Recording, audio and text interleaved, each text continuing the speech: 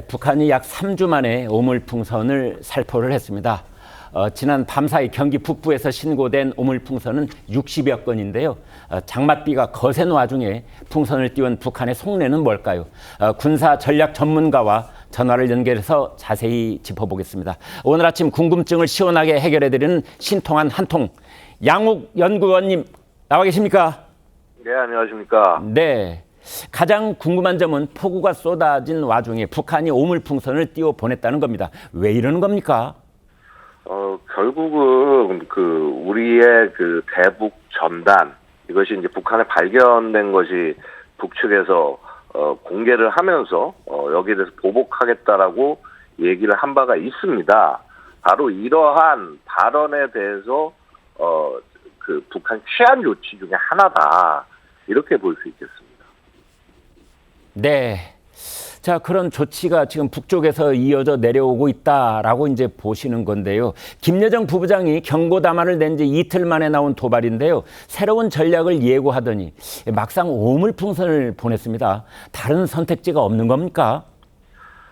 현재 북한으로서 선택지가 다양하다고 얘기할 수가 없습니다.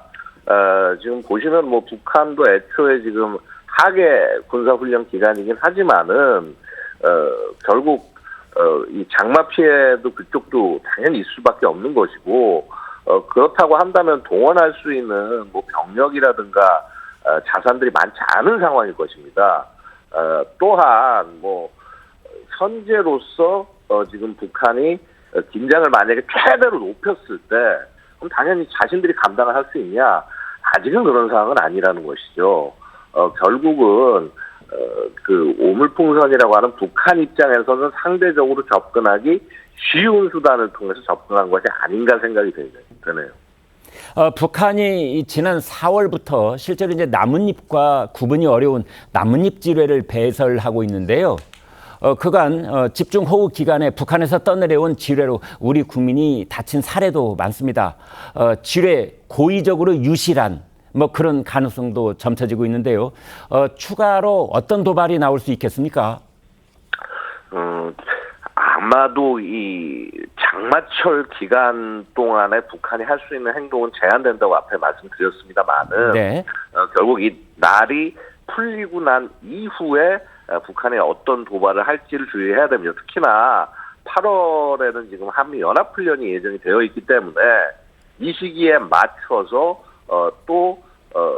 새로운 형태의 도발, 즉 이제는 단순히 어떤 풍선을 보내는 정도 수준이 아니라 접촉 지역에서 우리 과거 지뢰 도발과 같은 그런 성격의 우리 군과 국민에 대한 어떤 위협을 가하거나 실제로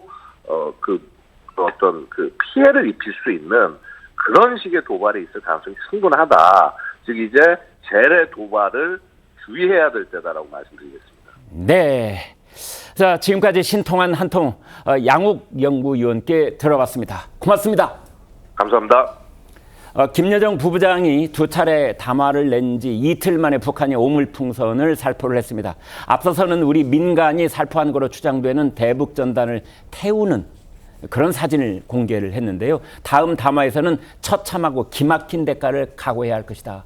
이런 말로 수위를 높이기도 했습니다. 김 대변인께요. 자, 왜 지금 이런 얘기를 꺼내고 있는 걸까요? 지금 대북전단이나 이제 대북 확성기 같은 경우에 이게 북한이 굉장히 민감하게 반응하는 부분들이거든요. 네. 근데 지금 어쨌든 간에 우리가 대북전단이 좀 지속적으로 나가고 있고, 네, 그리고 지금 이제 오물풍선으로는 약간 대응이 안 되는 부분이죠. 그리고 본인들이 큰 소리는 계속 쳤어요. 이거에 네. 대해서. 우리가 처참하고 기막힌 대가를 지불하게 될 것이다. 그리고 차원이 다른 대응을 하게 할 것이다라고 하는데 마땅치가 않은 것 같아요. 네, 그래서 이제 이러한 부분들에 대해서 계속 경고성을 보내고 있다라고 판단이 되고요. 그리고 지금 이제 우리 군은 또 대북 확성기로 이렇게 맞대응하는 모습들을 보여주고 있는데 일각에선 왜 이렇게 자주 하지 않느냐, 자주 하냐 이런 얘기들도 많이 나오는 것 같아요. 그래서 보면은 옛날에 왜 주말의 명화 있잖아요. 네. 우리가 넷플릭스 등등이 없을 때. 그렇습니다. 네, 이럴 때는 그 토요일이 그렇게 기다려지는 거예요. 맞습니다. 네. 근데 이게 매일 어떤 TV 프로든 볼 수 있으면 이게 기다릴 이유가 없죠. 근데 아마도 우리가 비정기적으로 이렇게 틀어주는 대북 확성기에서 K-팝도 나가고 하면 네. 아마 북한 군인들도 저거 언제 나오나 하고 기다리고 되지 않을까라는 생각도 일견합니다. 네.